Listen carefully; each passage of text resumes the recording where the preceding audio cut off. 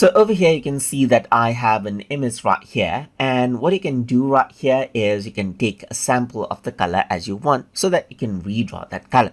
In that case, you can go around over here onto the eyedropper tool just like this, and then you can simply click right here, and the color is sampled right here as you can see right here just like this. Then you can simply paint around with that color right here. Apart from that, let me just go around over here onto the sampler tool right here just like this. That is the eyedropper, and you can also go for a larger chunk of pixels right here like 31 by 31. And if I were to go around and click right here, then it takes that chunk area right here and samples that out, and then adds that color in right here just like this. So you can see that instead of taking this particular sample color, it takes the entire area right here and then takes a sample for it.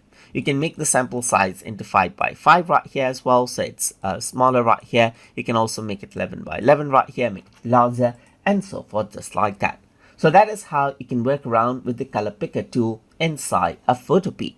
So if you guys learned something as always, and as always, please like, comment, share, and subscribe.